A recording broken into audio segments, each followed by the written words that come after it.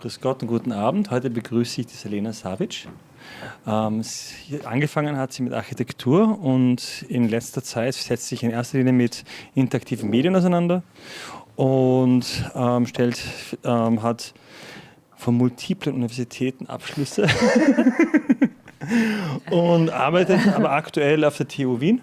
Ja, als PhD-Student? Nein, in Wien war ich Postdoc und jetzt, das ist fertig diesen Sommer und ich arbeite jetzt in Basel als ein Researcher, Senior Researcher oder etwas so. Und damit will ich das gleich an dich übergeben und we will continue in English. So welcome and thanks for coming.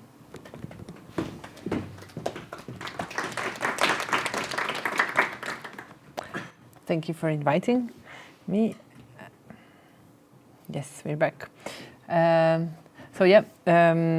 somehow still feel the need to stress this background of architecture because this is exactly why I think my interests are somehow special and maybe interesting to the field of interaction design because I'm somehow interested more in interactive media and technology than in bricks, but I'm very interested in how these somehow combine, and really I trace it always around architecture, and then I'm recently engaging somehow with this what is called now the human building interaction, which appears at certain labs and universities. People start to explore this question, and from very different perspectives, mostly coming from HCI, and somehow trying to engage with architecture with very many difficulties. And I don't know why, but this is something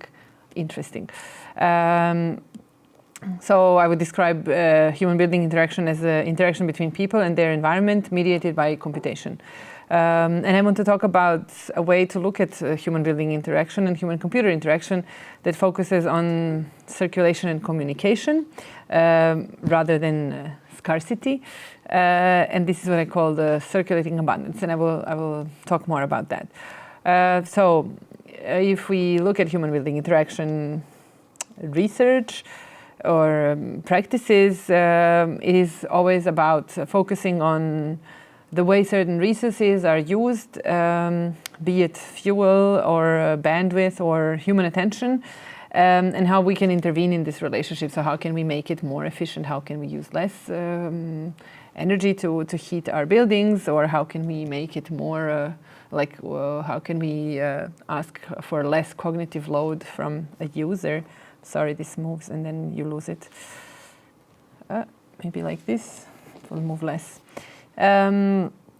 So in this view, resources are seen as something scarce, and their exploitation needs to be first quantified and then made more efficient.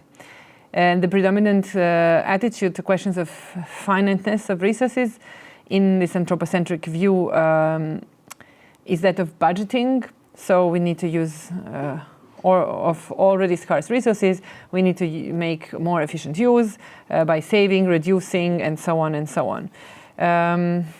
Of course, I'm not even going to discuss the other option being something like arrogance to the finiteness of resources. This is clear that we have not endless amounts of fuel or that we cannot simply burn more, and that we should definitely reduce our carbon footprints. But this is not really the point where I want to get at.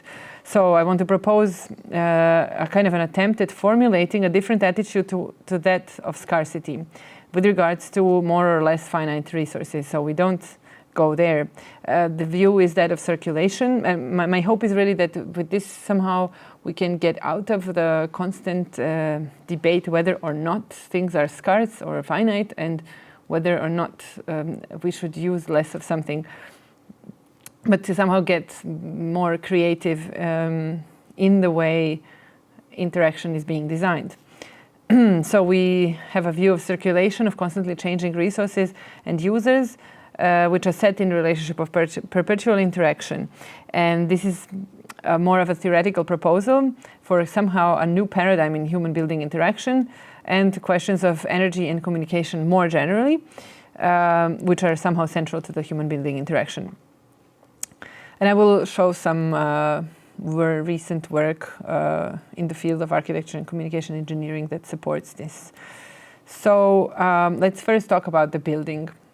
Here you can see the environmental bubble designed or drawn in the 60s and promoted by Rainer Benham, who is a theorist and critic in architecture, who wrote this famous book called The Architecture of Well-Tempered Environment, where he made a very controversial argument for the power-operated solution. And at first it appears really dumb. He says there are two kinds of approaches to natural resources that somehow are architectural. One is that of a structural solution, and the other is the power-operated solution. Structural solution means we construct a shelter from, for example, wood. If we talk about wood, we will take wood and make a hut. He called them actually tribes. Like if you look at the nature of tribes, there are tribes that would make shelter, and there are tribes that would burn the wood. They would simply make a large fire and then heat on while there is wood. And of course, in today's why I like to go back to this is exactly because today it's very clear that the first option is preferable. It's more sustainable, but it's also not very innovative. It's like standard. We have huts and we have buildings. The other idea is interesting because, could we think of a way that it could be made sustainable? How could we endlessly burn wood and make, or not really endlessly burn wood, but how could we actually heat from this power source rather than thinking of this kind of a dead shell? And so Benham advocated embedding lots of technology in architecture so that architecture withdraws to this kind of transparent membrane which houses technology that is inside. And suffice to say for now that this duality between outer membrane and structure and inner structure defines two dominant ways in which architects trace the role of technology in building design. So on one hand we have the interest in designing the skin, and on the other hand we have the interest in the structure and the infrastructure. And those are really the two important developments in human interaction, in human building interaction, if we can call it like this. So in this area between the skin and power-operated infrastructure, computation becomes increasingly important, and it determines and regulates the way architecture gets designed, constructed, and used. So the entire life cycle of buildings. Computational and communicational networks are capturing and counting predetermined parameters about environmental conditions. Those are really the normal today's standard smart buildings. So air temperature and moisture, amount of light, amount of, CO2. Buildings can adapt to these little changes with some micro movements and some like turning on and off of certain devices. They also adapt to users' actions and interaction with the system, so they can track users, their presence, their movement, and then trigger certain behaviors in the building. And many of these systems have been solely developed with the purpose of optimizing resource use and space management. For example, this project by Carlo Ratti Associati is an exploration of a really like space sharing in a smart office with like profiling users to such an extent that they can somehow create their environmental bubbles within the office. So this is somehow still really a utopian and yet still also a very fancy vision of the office. the problem is that the narrative or the vision is not very, I would say, not very far from where we are already. So the key task associated with smart home is still the meeting better the energy demand, decarbonizing and de-peaking energy systems. The narrative of efficiency springs out of that, and automation is seen as a relief for our everyday chores with the deceptive neutrality of these automated servants. In order to use resources in a more environmental friendly way, interaction designers and developers of these smart microservices investigate design techniques that influence users to interact with products and systems that, so that they would reduce energy use or waste generation or pressure or communication infrastructures. And there are really such interesting results coming out of that, how you can really easily somehow not force people, but kindly ask them. And so that these are really interesting developments. But the problem is, the key is simply to measure the use and then reduce the use. And this is what I would say is somehow not an incredibly exciting narrative. Although it is producing very important results. I do not want to diminish that. I think it's just, yeah. So what about the scarcity? Scarcity of resources becomes, in this way, an important driver in technical developments, because then we are really looking at ways to quantify anything we consider scarce and then reduce that when we measure building performance or satisfaction of people in space. So when Benham endorsed the power-operated solution in the end of 1960s, he was already met with severe criticism because this was just before the oil crisis of the 70s, and in between the two editions of his book, he was strongly attacked because then people became aware of scarcity of oil or any kind of resource which could be powering these power-operated environments. But we have to note that although Earth oil supply is finite, probably, or most probably, this scarcity in the 70s was not caused by depletion of reserves, but actually by oil embargo and trade agreements. So this was somehow still an artificial scarcity. Similarly, a similarly distorted vision optimization of resource use and space management is often really set up in this relationship of direct causality. You do this, and then you pollute. So in order to not pollute so much, you should do less of that. So flying, for example. Well, clearly, if we fly, we might not personally, but the plane releases lots of CO2, so if you want to reduce the CO2 emission, we should have less planes flying. And this is very unrealistic. And so then we become quantifying and trying to fly a little bit less and use a little bit more efficient fuel, or like, then it becomes really about fine-tuning this unavoidable CO2 emission. And rather we should think about ways to circulate this energy differently so that we don't actually pollute, or I don't know, so to get out of this cycle of constantly trying to reduce a little bit our, anyway, horrible impact on Earth. So let's talk about, for example, wireless spectrum, because it has no such ethical load like CO2 has. If we have wireless spectrum, we can say that similarly to these trade agreements in the oil crisis, the regulation of wireless spectrum renders it scarce. It's not that we have a limited amount of waves in the air and that there is no space for more waves. The way this communication works is not like that. It's really not in the paradigm of territory. But we then territorialize them and we regulate them, and then we have this artificial scarcity. So because electromagnetic spectrum is so difficult to grasp, we do resort to these tangible metaphors of roads and territories, and they can be congested. But then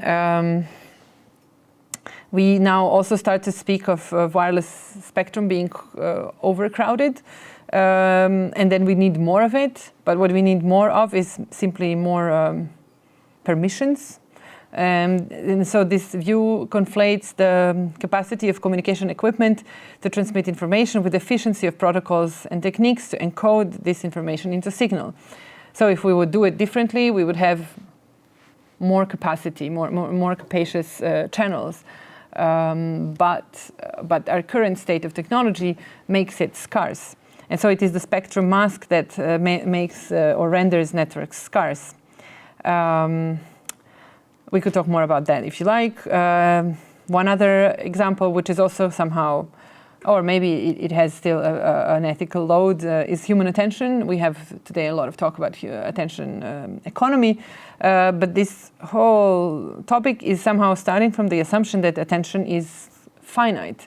So we can go back to Herbert Simon, whom you can see in his abundant library. So he put information and human attention in this relationship of scarcity. One direct quote says, like, a wealth of information creates a poverty of human attention and a need to allocate that attention efficiently. So he clearly considers human attention to be something that we need to be efficiently budgeting. And this left such a strong mark on design and engineering of interactive technologies that, for example, today, contemporary theorists like Malcolm McCullough still don't really challenge this coupling, but argue for careful design of contexts that shape action and for somehow the calming of all this information. McCullough says the task of interaction designers and architects is to reduce information overload. So we should somehow reduce still, even though we cannot really quantify this overabundance. And the enough is the amount of information we can meaningfully consume and process. So for me, this is still this paradigm of scarcity. So the human attention needs to be somehow saved. And we clearly see that our attention, well, now maybe you listen to me, but you can also pay attention to other things and come back to me. And so attention circulates, and it's only at a certain moment that it can be paid to one thing, but in time, there is no finiteness of human attention. We cannot like use all attention and then have none anymore. Like time is also not going to run out from, well, yes, we probably will all die at some point, but in this way of attention, time is not running out in a linear way. So to counter this paradigm of scarcity and measurement, I have nothing against measurement, and measurement again is part of the processes that I will propose, but the idea that things will be the need to be reduced, or first measured and then reduced, is something that I really want to challenge. So I'd like to introduce some counterexamples, and that through a more general notion of communication. So communication is different from previous approaches because that somehow only account for things that can be measured, counted, and priced per piece or per hour, because communication is about circulation. And I don't mean only communication between people, but really communication between everything that's living and inert, which is about emitting, receiving, storing, and processing information. So communication takes place on any substrate. The physical infrastructure is necessary, but it is not determining for the way it takes place. So, for example, electricity can be generated in a number of ways, and then it can power a variety of different machines and devices, and this is somehow also a form of communication. So let's stay with energy or electricity. If we want to question the amount of energy we use, we then also have to ask ourselves, where is this energy coming from? And this question leads us to all these like ethical concerns. The other important question also is how this energy is distributed, and this will lead us to one interesting example. So peaks in energy use, as well as the problem of storage, are a continuous challenge for the maintenance of infrastructure. Even like sometimes we can really have too much electricity. There were such events like blackouts because of the peak in energy production when this energy was not able to be distributed sufficiently among the users. Or of course there are points, the peaks of energy use, like, I don't know, they call it something like the kettle, or what was it? There was some talk about it in England about people watching a certain series, and because so many people, like almost everyone, watches the series, when the episode is over, everybody boils a kettle, and that's a peak in energy use. Whether this is really so, we don't know, but such things theoretically are possible with our current energy systems that are simply made as broadcasts. So they send us energy and we can use it or not use it. And the problem is both if we use it too much and if we don't use it enough. So the challenge in communication would be how to get the energy from one place to another in a way which is according to the current needs. And so, and if we go back to the source of energy, we have lots of ways to have non-finite to use non-finite resources like renewable energies. There is like wind and water and geothermal sources, but sun distinguishes itself as an independent and abundant source, because it's not it's not depending on any local conditions on Earth, like there is or is no wind. It's very predictable. The Earth is circulating in a certain way, and there is no like times when sun is shining less. Yes, we have clouds, but sun is always there. Sun will also, in a certain time frame, die out and cool down and explode and all that. But yeah, we can think still without that perspective, I think, for quite a number of years. And so, yeah, we can think about the circulation of sun's energy.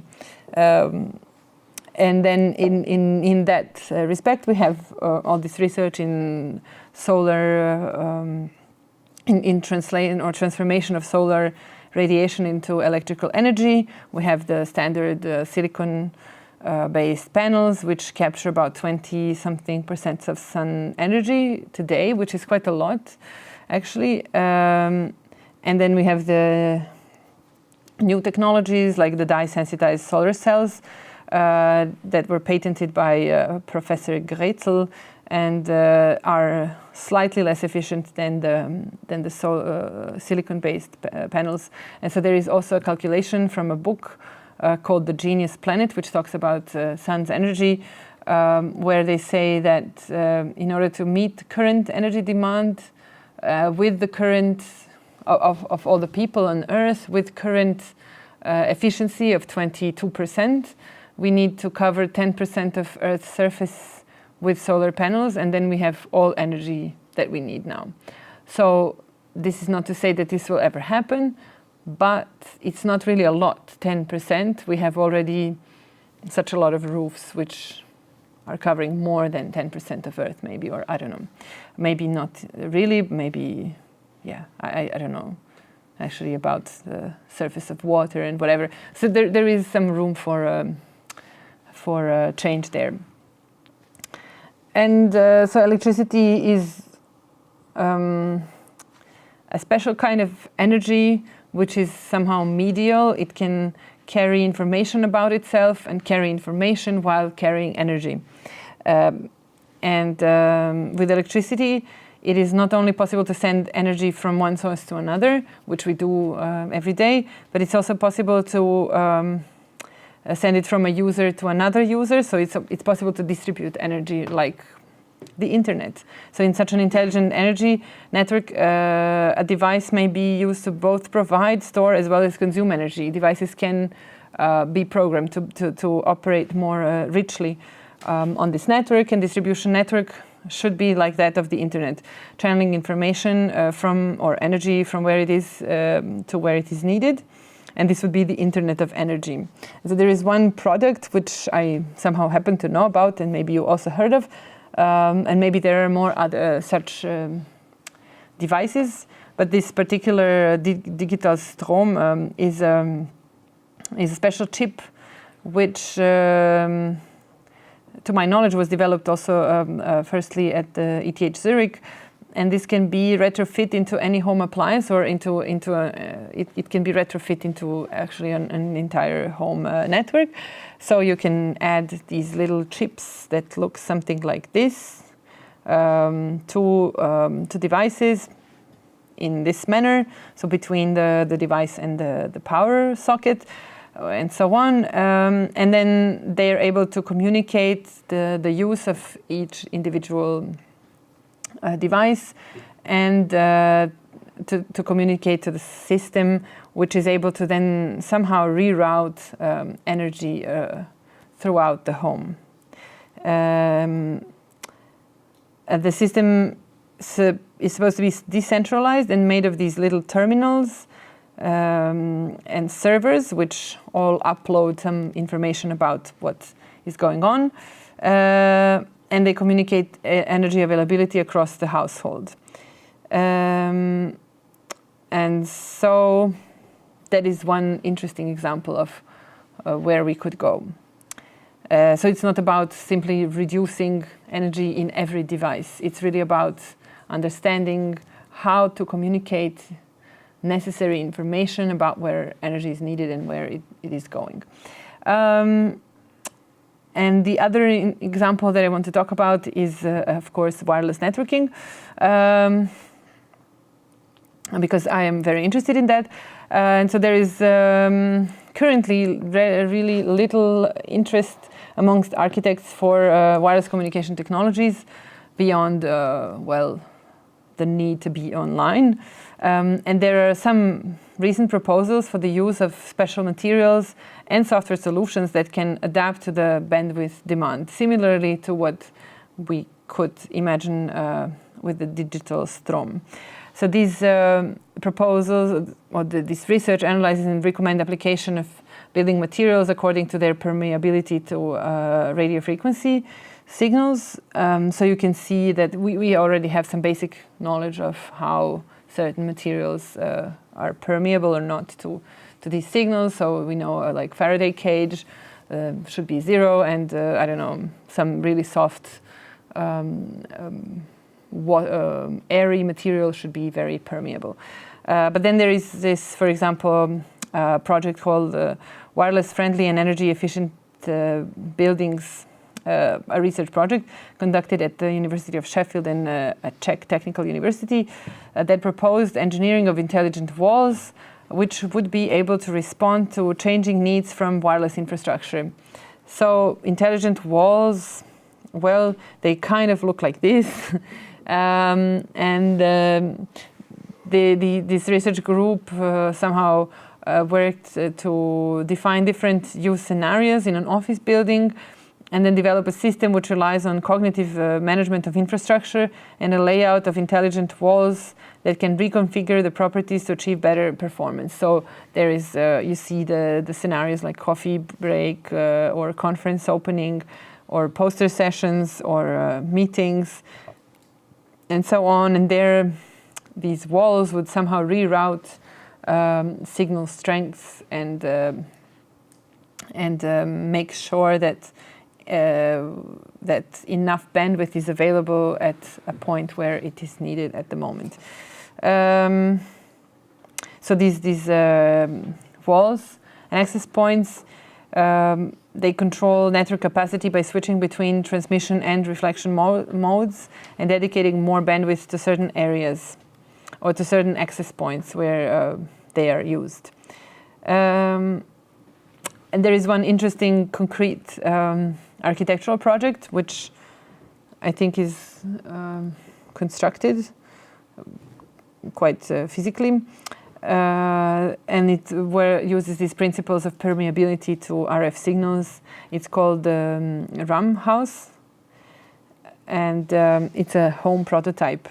RAM stands for radar absorbent material, and it proposes such a thing as the airplane mode for the home, so that you can like switch off everything by simply moving the walls along the space. You can see here some walls are reflectant, some are permeable, and by changing the disposition of your walls, you can arrange for different scenarios of using your house.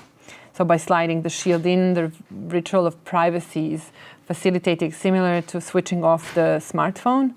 And it is not a permanent Faraday cage, which would be less interesting. Of course, we have such spaces. We can simply put aluminum foil on a wall in a small room. But the point here is really in this capacity to change, capacity to adapt by, well, for example, physical movement of walls, or by switching of some circuits in intelligent walls.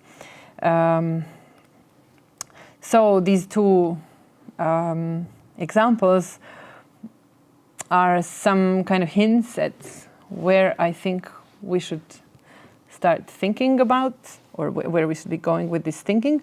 I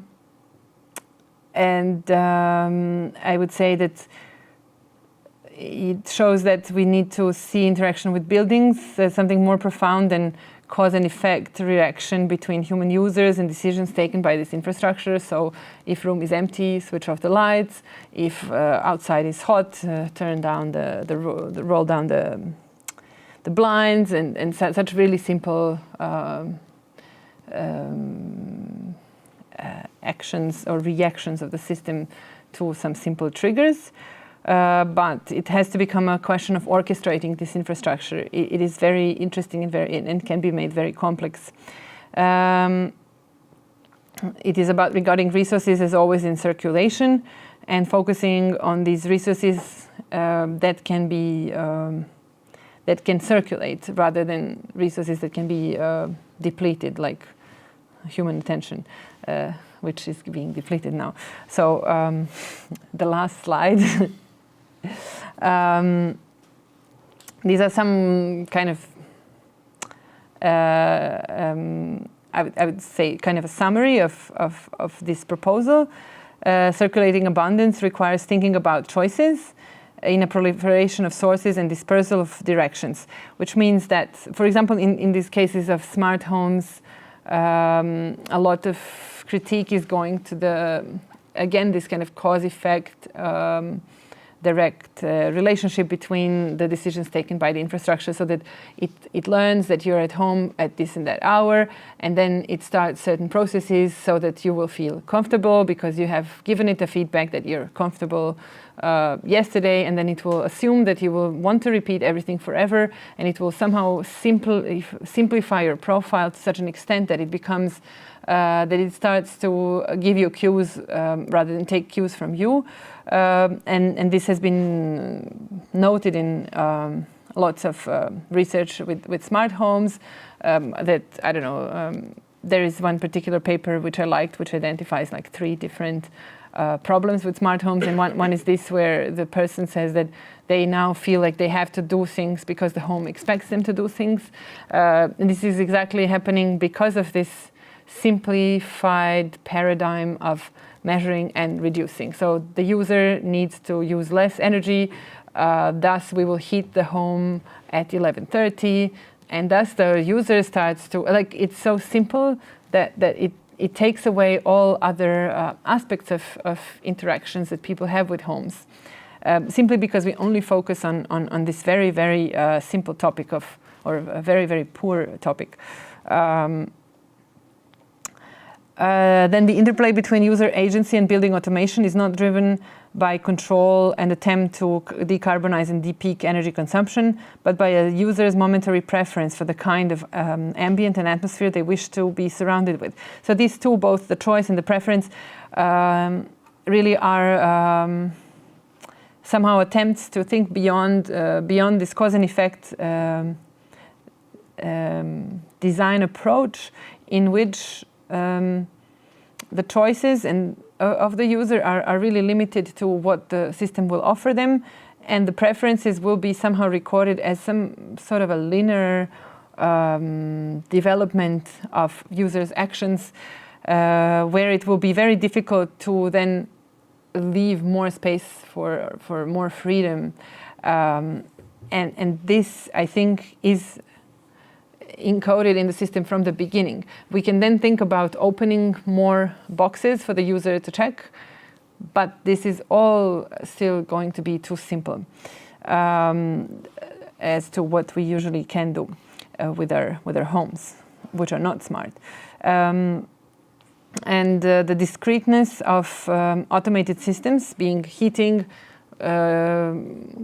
window blinds, management of appliances, so having them also discretized is one problem also that that doesn't allow them to pass into a continuity of an ambient apparatus. So communication here again becomes important, because all these systems need to communicate in a way that they can take into account an entire atmosphere which is created by this home, and not simply cutting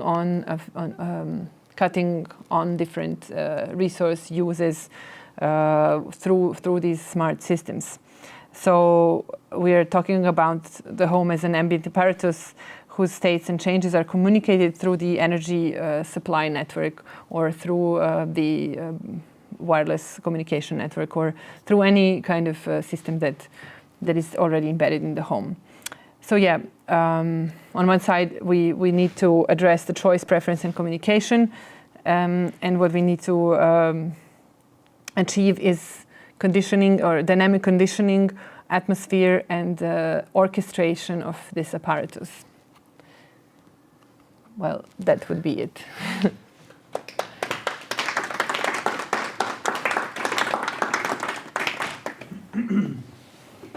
Okay, thank you very much. Does anyone got a first question? You want to start, Marius? I will start. I didn't start for the last, I think, two or three times, so maybe.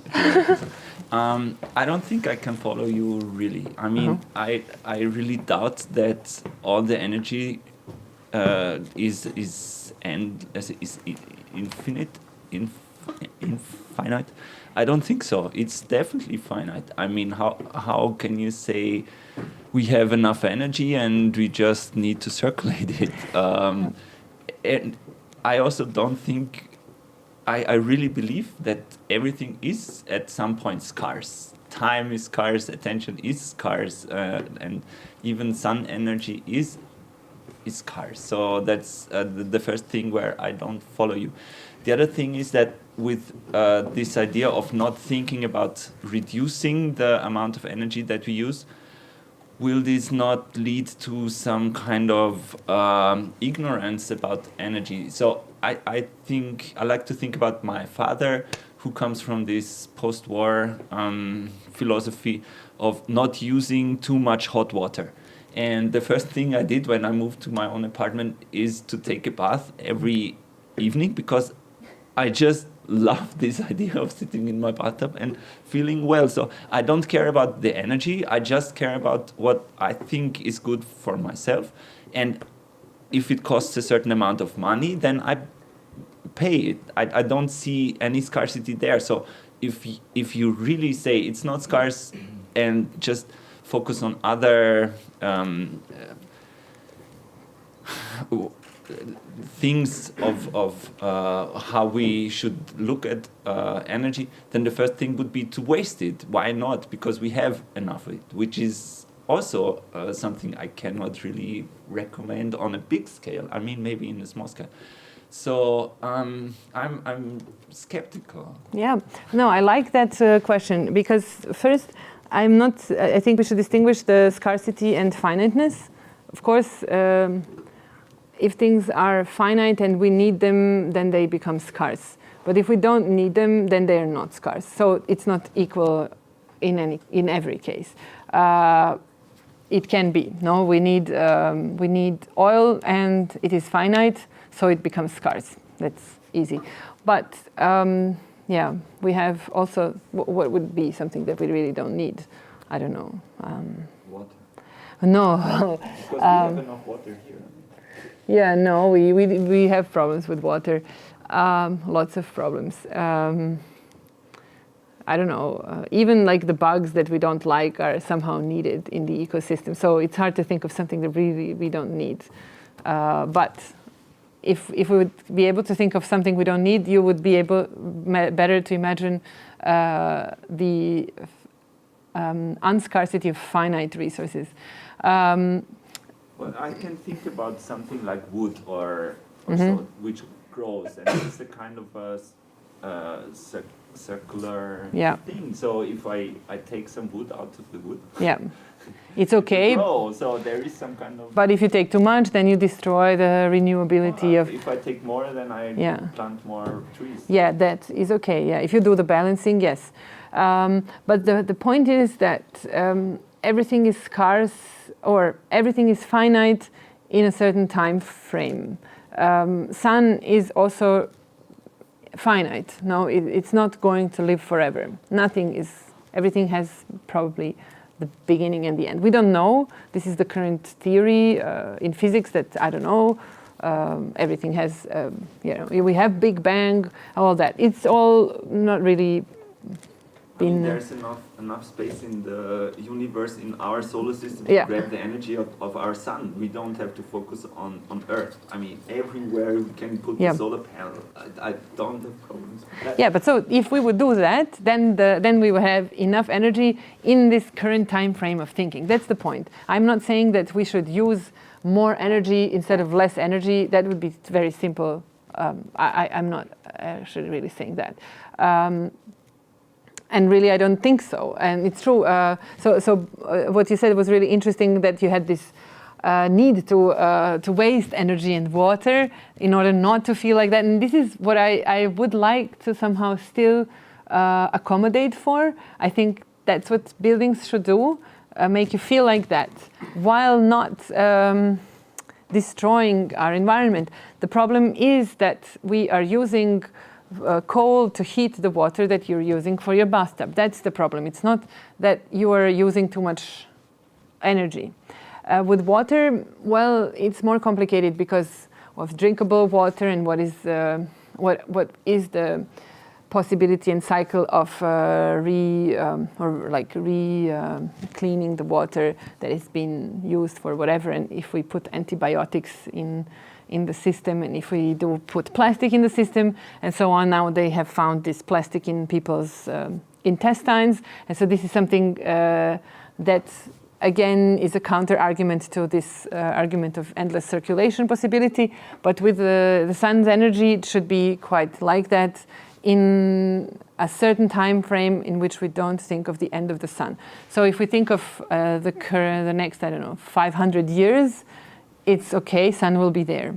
And if we want to think in the next 500 years, then we can really say that if we would circulate the energy of the sun, instead of burning coal, we would be able to heat your bathtub endlessly, and you can have endless baths. Yeah, but it costs a lot of money to build all these solar power. It does, and maybe probably it also uses clean water in a way which is maybe inefficient. And yeah, I think we should only simply not strive for a mindset of your father, but for your mindset when you use that's it. But don't you think, so that was my second point, that if we really feel entitled to use up all this energy that's there, that would cause the other side end of problems, that we really waste, because we are not there to really have this energy. But would it really, what it would be used up? If we say water can be cleaned, so you can have your If you say, for example, let's say you have a system where you pass the dirty water from your bathtub through some kind of super sand mixture which cleans it for your bath for tomorrow, and you're heating your bathtub on sun energy, and this is coming in anyway, and you have a panel or you have 50 panels, I don't know, you have enough of that. What is being wasted? Well, it's not wasted. I like to think in that way that this is possible, but as long as there is no scarcity, nobody makes a problem. But as soon as there is the scarcity, you have wars and you have people fighting over it. Yes. So yes, exactly. It's not a problem, or it is a problem. But if it is a problem, if there is the scarcity, you cannot say there is no scarcity, because in theory there would be endless amount of that. Well, I would like to not think in scarcity exactly because of that. Because, well, as we can see in many examples, scarcity is not always natural. Scarcity is often artificial, like this oil reserve scarcity. And so when it is like that, then exactly it causes wars. So can we not get out of the scarcity and think abundance in terms of the way the systems are designed? So if we think of system design being something that requires an input of something that is scarce, and then this has a limited processing or whatever power, and then it has an output, then we are in this paradigm which is very fragile to this war conflict. If we would think of a paradigm in which the input is not scarce, so we would look for things that can be used in a non-scarce way. We would design systems in a way that is oriented to energy sources which are not going to be so used up like coal, and will not be able to be cause of wars. That's my hope. Any other questions, please? Sorry, just to reinforce the argument there, sorry about that. Okay. So I come from a country where we have to desalinate water to have to Drinkable. So apart from that, I don't think that, first of all, water is not finite. Second of all, I don't think solar energy is finite either, because you use materials to make those solar panels. And if you argue for abundance, which is consumerism, then you argue for that everyone should think that everything is abundant in the world, right? I think that would not hurt us, really. I think, yes, exactly. I am not, consumerism is something different to me. Consumerism, I think, would actually, is really coupled with the idea of scarcity. Consumerism is fueled by the inaccessibility of everything to everyone, and so you fight and strive to be able to consume as well. Consumption itself is using something up. It's not about circulating. Consumption is the opposite, or it's really the other pole of what I'm arguing for. I don't like the idea of consumption in this respect. But yes,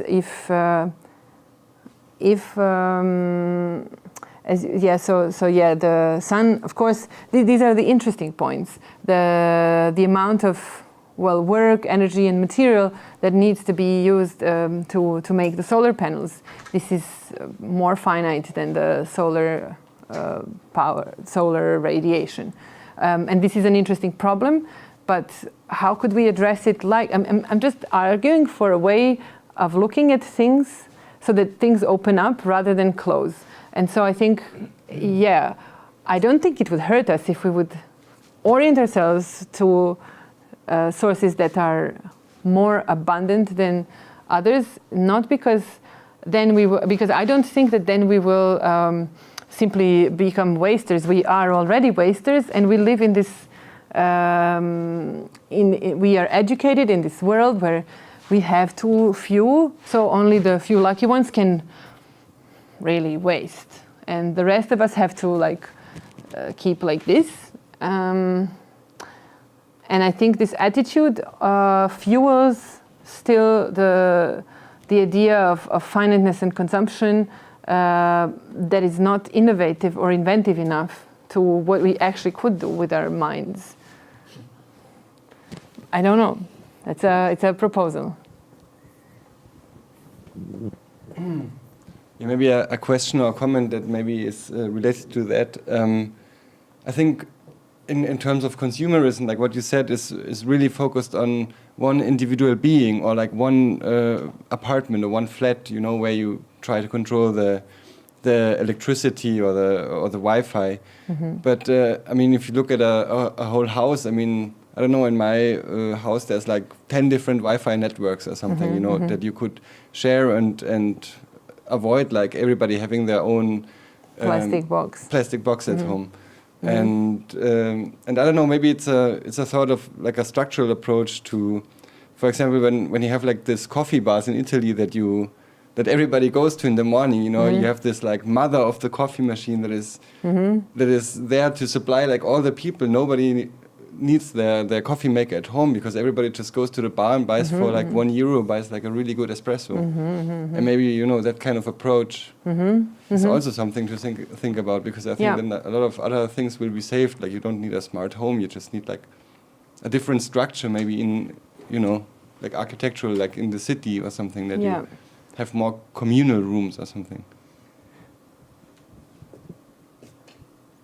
Yeah, and maybe this is somehow similar to this idea of this chip that is embeddable in any device, rather than buying like a smart coffee maker and a smart toothbrush, which are entirely So I know it's very easy and it's very much on the borderline of getting me to this in this super wasteful paradigm, but this is not where I'm aiming, and it's very hard to articulate this discourse so that it does not get taken like an argument to waste everything.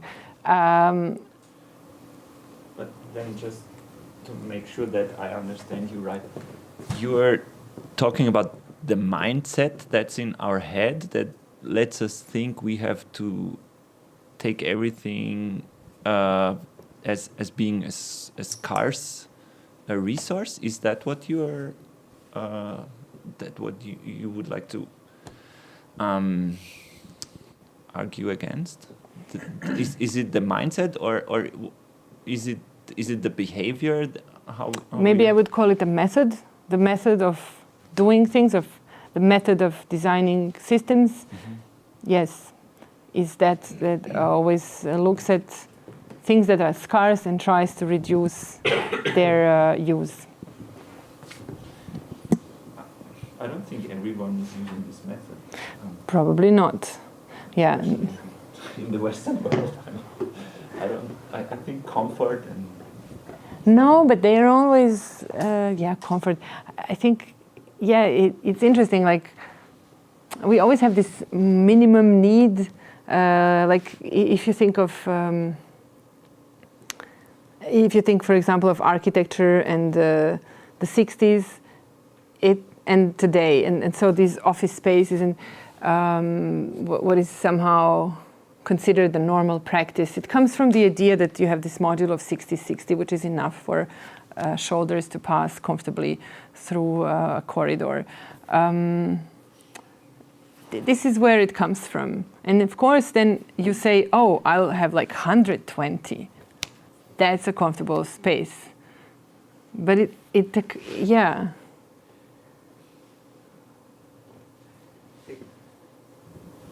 I really think it's related to the scarcity of space. I mean, there is not endless space. No, there is not endless space, of course, yeah. So, but it's not that we are not thinking from scarcity.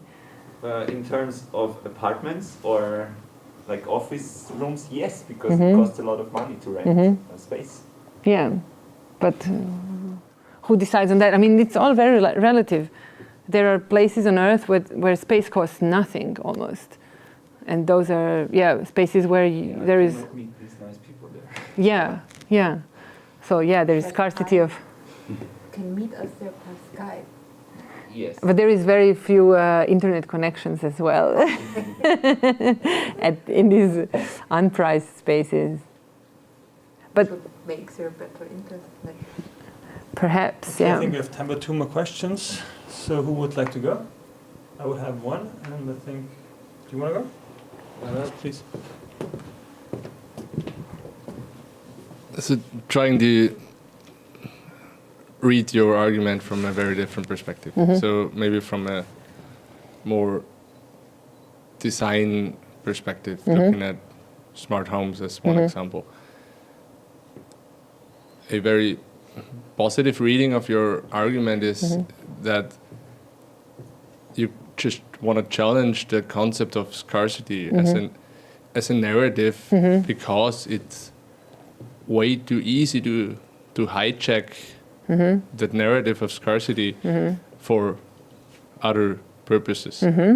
To make one example, in looking at energy consumption in the context of the smart home, I would argue that a lot of consumer products available and accessible today are arguing with that narrative or are sold with that narrative of scarcity, although the actual motivation for that particular product is very different, which in many cases is not at all about our overall energy consumption. It's not about efficiency or comfort from the end user's perspective, but rather just about money, capital, prices on energy markets, and not, so in the end, only benefit the provider of certain infrastructure, but not the end user. And that phenomenon we had already when you look at energy consumption in private homes already a while before the introduction of any smart home technology. So not like 15, 20 years ago, there was a lot of advertisement, not just in Austria, but also in other places on, oh, you should turn on laundry in the evening because then the energy is cheaper. But most people did not have any idea that, well, the energy is cheaper, but not for you as a consumer, but just for the energy provider. It did not make any difference because there was not even a means to measure whether the energy you consume during the day or the night. It was just that overall energy consumption in the course of a year that you had to pay for. So all this, so the scarcity was just used as a means to make the thing more efficient for the provider, not for the user. So I think that is one reading of your argument that scarcity as a narrative it's way too easy to hijack it for other goals. Exactly. And hide those goals within that narrative. This is what happens with the car industry and their lies about the use of the pollution that they produce.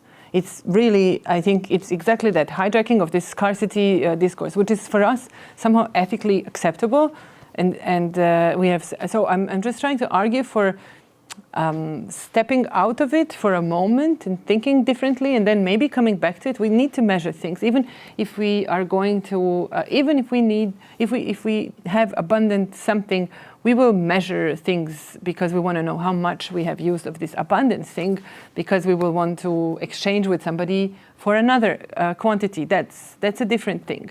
So I would rather have the exchange than the as a goal than reduction as a goal. That's the whole point. Yeah, I think that's very important. If it didn't come across yet. So. Don't try to reduce. Try to get it somewhere else. Exactly like energy is now suddenly being generated, and we need to use it. Actually, for them, it's not only cheaper that we use it in the night, but they need us to use it also in the night. Because what do they do with all this? If things are running all the time, if systems are running and generating energy, then there will be like such peaks in abundance of electricity that something will break. So. Why don't we think about how we communicate this energy instead of thinking how do we use less all the time? So why not think more complexly? And what was the company? Is it Volkswagen? Who the scandal from like 2 years ago? Well, all of them, no. But the one was very big. That was Volkswagen. Yeah. And so, yeah, that comes definitely from this squatting of this scarcity paradigm.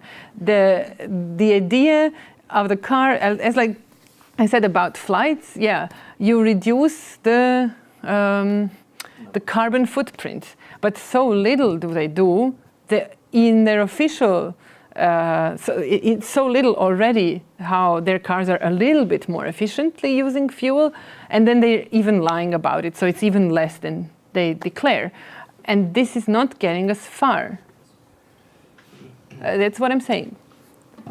I would like to take the privilege to finish the questioning thing. Is like when I studied economics, and discussed before, economics is the science of scarcity. Yes. And the funny thing is, what you've been addressing, I think, from my point of view, has a lot to do with there is enough energy. There is enough food. There is enough water. The problem is distribution.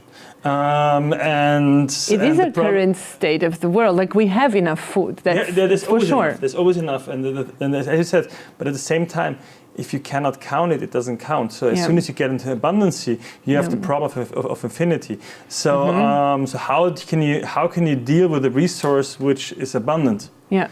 And so basically, I think for generations we've been drilled into selling and receiving according to, like, how do you set a price if there's abundancy? Yeah, I don't know. Yeah, I don't know. It's the price of information. It's really interesting. How do you set a price? Yeah. And like, I've been taught throughout my entire college in university, like, you have to create scarcity, and if it's artificial or real, it doesn't matter. It doesn't matter. Yeah, exactly. Thank you very much. Because this clears up. I mean, I did call the talk before economy of human building exactly because of that, and I didn't know about your background or this kind of known strategy, but this is exactly it. This is bachelor stuff I'm talking about it. Yeah. No, but I didn't have this context. But it is that. No, it's really it's not. There are solutions to everything, but really it comes down to that when you start calculating, and if you start like projecting time frames, if there's abundancy of infinity, you're screwed. Yeah, you cannot set the price. You cannot do anything about it anymore. Yeah, but that's the important problem. You cannot set the price. So I think what you're just talking about is, it's really of course, I mean, the arguments you've been making are more or less attractive, yeah. But at the same time, I think you're talking about a paradigm shift of thinking, and if we can overcome that, I don't see how, but maybe you are on the right track towards actually not trying to take things away from us, but actually giving them to us. And so, I have no solution, but this is really, thank you. Yeah, I also don't have a solution. Thank you for listening, and I think it's very important to ask questions more than for me to have presented this, because this is a discussion that I think I would like to have with people all the time. How do we maybe try to think of going there, because it's not forbidden, and I'm not proposing anything I think immoral to, like, suddenly we devalue everything because it's abundant. I think it's a complication, but it's not. I'm not proposing to destroy things or to abandon things or to consume up or use up the earth. No. Thank you very much.